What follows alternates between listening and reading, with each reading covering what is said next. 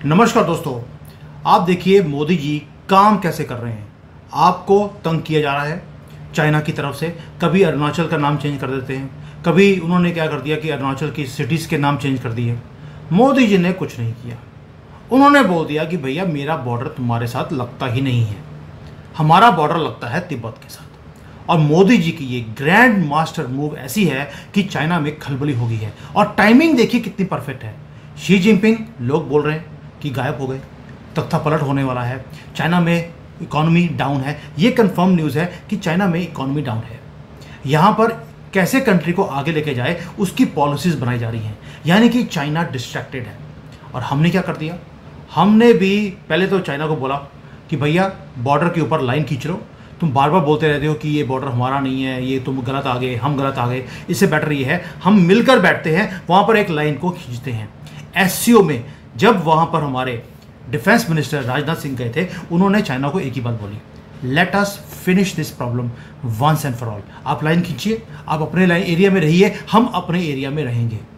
China ने बोल दिया कि भाई ये लाइन को ड्रॉ करना इतना आसान नहीं है, ये 70-75 साल पुरानी प्रॉब्लम है। तो भारत ने बोल दिया ठीक है, आपसे लाइन नहीं खींचती, हम खींच देते हैं। हमने लाइन भी ऐसे खींची है दोस्तों कि हमने बोल दिया कि अरुणाचल प्रदेश अब चाइना के साथ बॉर्डर शेयर नहीं करता है। लाइन देखिए कैसे खींची है। हमने बोल दिया हमारा बॉर्डर लगता है तिब्बत के साथ। और आपको मालूम है कि थोड़े दिन पहले तिब्बत को हमने हॉट करना शुरू कर दिया है। अगर आपने मेरी पुरानी वीडियोस देखी होंगी, मैंने तब भी बोला था कि अब हम पीओके जो है उसकी तैयारी हमने ऑलरेडी करनी शुरू कर दी। सेंट्रल एशिया जो है वहाँ से हमने ऑलरेडी तेल की और गैस की पाइपलाइन खींचनी शुरू कर दी है। यानी कि उनको बोल दिया गैस पाइपलाइन हम भारत तक लेकर आएंगे तुम्हारे बीच में से, और ये निकल के आता है पीओके। अभी पीओके की प्रॉब्लम हमने सॉल्व नहीं करी, हमने चाइना का नया बॉर्डर निकाल दिया। मैप में भी ये बोला है कि पूरे के पूरे बॉर्डर पे चाइना हमें टच ही नहीं करता है। सिर्फ एक पीओके का एरिया था, वो भी हमने ले लिया, तो उसके बाद आपका वो वाला क्लेम भी खत्म हो गया। और किया किसने है भाई, सोच के देखिए, वो सीएम जिसका नाम आपने कभी सुना भी नहीं होगा। हमने युद्ध नहीं शुरू किया, साइकोलॉजिकल डिसमेंटलिंग शुरू करी है कम्युनिस्ट गवर्नमेंट की। और ये अरुणाचल प्रदेश का जो सीएम है, उन्होंने स्टेटमेंट नहीं दिया, उन्होंने जियोपॉलिटिकल अर्थक्वेक वो क्रिएट कर दिया है। चीफ मिनिस्टर का नाम है पेमा खांडू। देखने में अब देखिए भारतीय, और उन्होंने राइट कर दी है पूरी की पूरी हिस्ट्री ऑन ग्लोबल टेलीविजन। पूरी दुनिया इसके बारे में बात कर रही है, ये सिर्फ इंडियन मीडिया की बात नहीं है। राहुल गांधी वो तो सदमे में है कि मेरे चाइना के अरुणाचल प्रदेश को इन्होंने बोल दिया कि पहले तो ये भारत का पार्ट है, ये राहुल को सूट नहीं करेगा। दूसरा हमने बोल दिया कि चाइना के साथ हमारा बॉर्डर लगता ही नहीं है, अर्थक्वेक। और जो चीफ मिनिस्टर हैं पेमा खांडू, इन्होंने दुनिया में भारत को दोबारा से वहां पे लाके खड़ा कर दिया, जहां पर हमने तिब्बत की बात हमने दुनिया में डिबेट शुरू करवा दी है।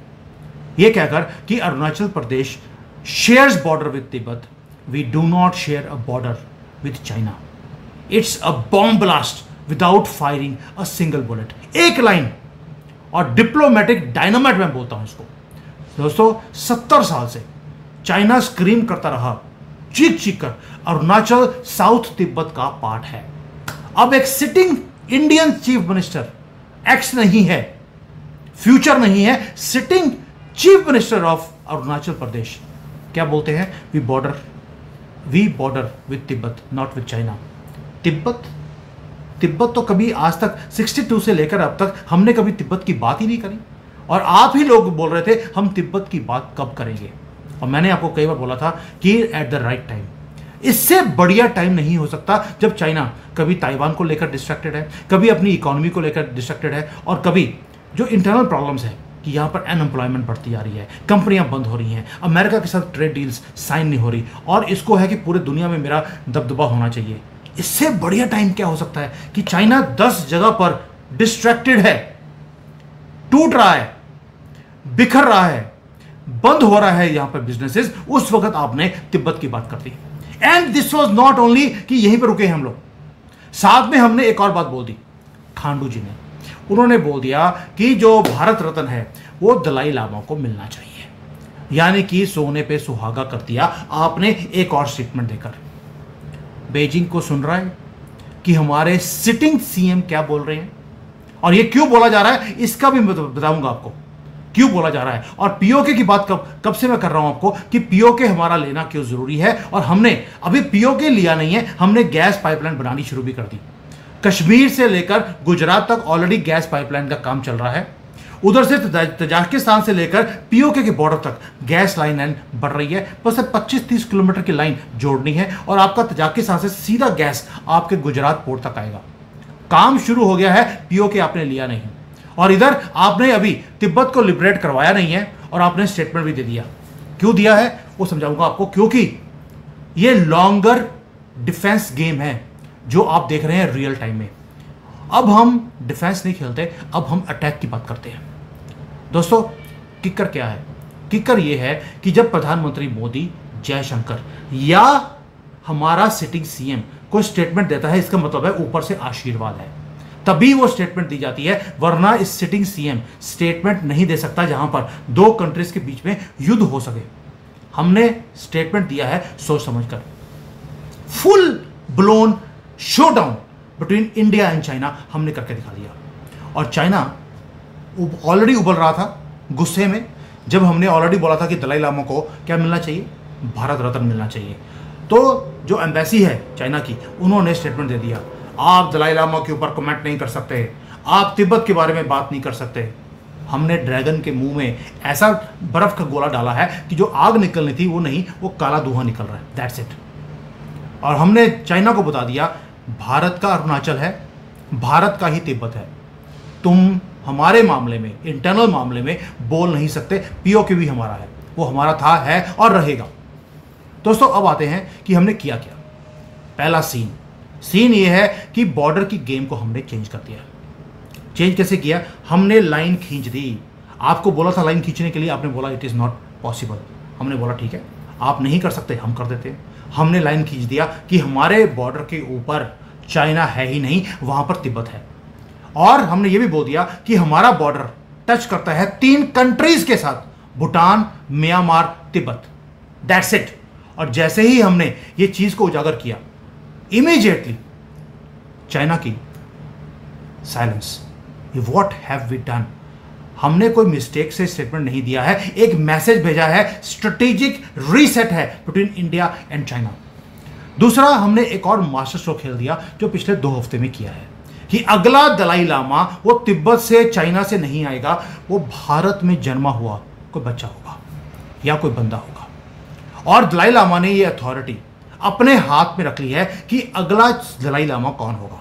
चाइना चाहता था कि जो बुद्धिज्म है उसके ऊपर कंट्रोल चाइना का आ जाए, तो अगला दलाई लामा अगर चाइना से आएगा तो वो चाइना की भाषा बोलेगा। और हमने क्या कर दिया भाई, दलाई लामा ने बोल दिया कि उनका जो एक ट्रस्ट है गादन पाद्रोंग, उसके पास इन्होंने अथॉरिटी दे दिया कि अगला दलाई लामा वो यही चूज करेंगे। तो ये जो ट्रस्ट है ये कहाँ पर है? ये ट्रस्ट है तवांग, अरुणाचल प्रदेश में। यानी कि दलाई लामा 15 जो अगला चूज किया जाएगा, क्योंकि अभी जो दलाई लामा है वो दलाई लामा 14 है। 15वां जो होगा वो मेड इन भारत होगा, चोजन बाय चाइना नहीं होगा। और इसको सपोर्ट कौन कर रहा है, इस स्टेटमेंट को दलाई लामा की? USA and Europe. वो ऑलरेडी इसको सपोर्ट कर रहे हैं और चाइना रो रहा है, स्क्रीम कर रहा है फ्रस्ट्रेशन में कि अगला दलाई लामा चाइनीज प्रेसिडेंट जो है वो चूज करेगा। यानी कि 2 काम आपने कर दिए, तिब्बत को आपने इंटरनेशनल सपोर्ट दिलानी शुरू कर दी, और चाइना की जो क्लेम है तिब्बत के ऊपर, आपने उसके ऊपर मॉरल लेजिटिमेसी आपने खत्म कर दी।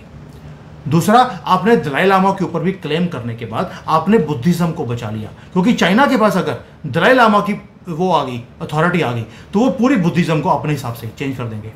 अगला हो सकता है कि बुद्धा की जो तस्वीरें बनी होंगी वो शी जिनपिंग की या माओ की होंगी, आपने उसको भी खत्म कर दिया।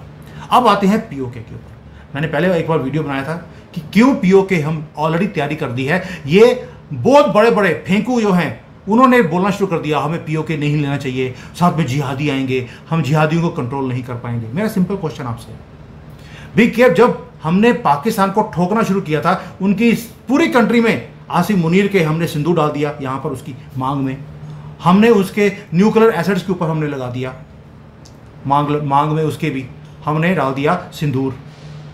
उस वक्त क्या भारत में जो 0.5 फ्रंट बैठा हुआ है, क्या उन्होंने फन उठाया? हमने उठाने ही नहीं दिया। तो अगर हम देश के अंदर 20 करोड़ जिहादियों को कंट्रोल कर सकते हैं, क्या 25 लाख जिहादी जो पाकिस्तान में हैं उनको कंट्रोल नहीं कर सकते? और ये हमारे लिए इंपॉर्टेंट है कि हम चाइना का एक्सेस पाकिस्तान के अंदर वो खत्म कर दें, उसके लिए पीओके जरूरी है। अगर हमने चाइना का एक्सेस भारत के बॉर्डर के ऊपर खत्म कर दिया, इसको तिब्बत को उजागर कर कर, आपको लगता है कि हम पीओके छोड़ देंगे? यानी कि पीओके के लोग आज वॉच कर रहे हैं कि अब ना तो तिब्बत की बात है, ये है मोदी की ग्रैंड स्ट्रेटजी। आज अरुणाचल को हॉट किया है, कल को पीओके करेंगे। मोमेंट अभी है रिकॉग्नाइज करने का कि चाइना की अथॉरिटी ना तिब्बत के ऊपर है ना पीओके के ऊपर, और हम सारी पॉसिबिलिटीज को ओपन करते जा रहे हैं। जब से मैंने ये वीडियो बनानी शुरू करी कि पीओके हमें क्यों लेना चाहिए, आपको हैरानी होगी एक बात सुनकर। जो लोग पहले बोल रहे थे, बहुत बड़े बड़े लोग हैं, मिलियंस ऑफ फॉलोअर्स हैं उनके, वो पहले बोल रहे थे हमें पीओके नहीं लेना चाहिए, और अभी इन्होंने इमीडिएटली उन्होंने स्टेटमेंट चेंज करना शुरू कर दिया मिरेकुलसली कि मोदी जी पीओके लेने वाले हैं, पीओके लेके कितना फायदा होगा। मतलब कि इनको शर्म भी नहीं आती इन पत्रम पुष्पों वालों को कि कल ये बोल रहे थे हमें नहीं लेना चाहिए, आज बोल रहे हैं ग्रैंड स्ट्रेटजी लेकर हम क्या करेंगे, एकदम से ये स्टेटमेंट चेंज कर रहे हैं। बट ये मोदी जी की पॉलिसी है, we are now focusing on Chinese border to be permanently resolve, plus we are working on PoK also. और दोस्तों, ट्रिपल थ्रेट आ गया है चाइना के ऊपर। क्यों? यूएसए, ताइवान और भारत, ये तीनों इकट्ठे दिखाई देते हैं आपको, क्योंकि जब दलाई लामा का बर्थडे था उसके ऊपर 3 कंट्रीज ने उनको विशेष भेजी, भारत ने, यूनाइटेड स्टेट्स ने, ताइवान ने।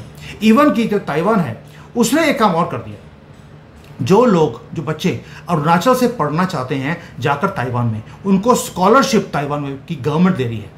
यानी कि आपको एक डिप्लोमेटिक सपोर्ट देना शुरू कर दिया ताइवान ने, ताकि आपको ये मैसेज भेजा जाए चाइना को कि जो अपना अरुणाचल प्रदेश है, this is part of India and Taiwan and America stands with it. और जब दलाई लामा भारत से आएगा, आप सोच के देखिए पूरे दुनिया में जो बुद्धिस्ट हैं, ताइवान बुद्धिस्ट कंट्री है, कंप्लीटली इंडिपेंडेंट है, और भारत के साथ उसके लिंकेजेस हैं। मैं वहाँ से एक बार ग्रुप को लेके भी आया था उनको भारत में, क्योंकि उनको लगता है कि भाई भारत एक बुद्धिस्ट कंट्री है, उनको यहाँ पर आकर एक फीलिंग होती है ऑफ फीलिंग कनेक्टेड।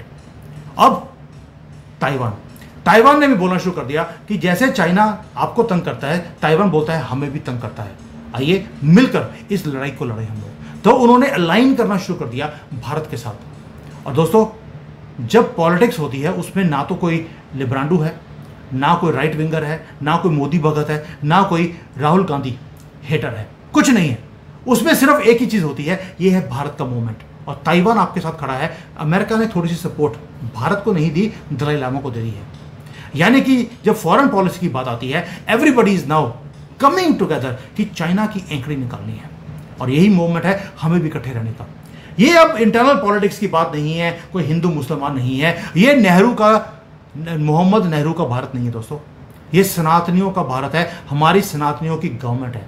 और अब हम शतरंज खेलते हैं, अब हम लूडो नहीं खेलते राहुल गांधी की तरह, और ना ही पिद्दी के बिस्किट खाते हैं जैसे जवाहरलाल नेहरू के टाइम पर खिलाते रहे। वो हिंदुओं को एक बिस्किट मुंह में डाल दिया कुत्तों के, और दूसरा इनके चाटुकारों के, वो काम खत्म हो गया। अब हम क्वाइटली बॉर्डर को ही चेंज कर देते हैं, और एक भी सोल्जर को भेजने की जरूरत नहीं थी।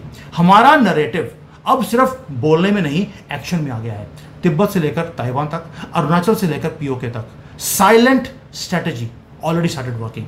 एंड एक और चीज बता दूं आपको, वर्ल्ड बहुत जल्दी पूछना शुरू कर देगा आपको भी, ये बॉर्डर किसका है, भारत का किसके साथ है। और भारत ने पहले बोल दिया ये बॉर्डर मेरा था, मेरा है और मेरा ही रहेगा। और जो मेरा बॉर्डर लगता था वो पहले भी तिब्बत के साथ लगता था, आगे जाकर भी तिब्बत के साथ ही लगेगा। We do not share a border with China. और ये सिर्फ शुरुआत है दोस्तों, ये सिर्फ शुरुआत है।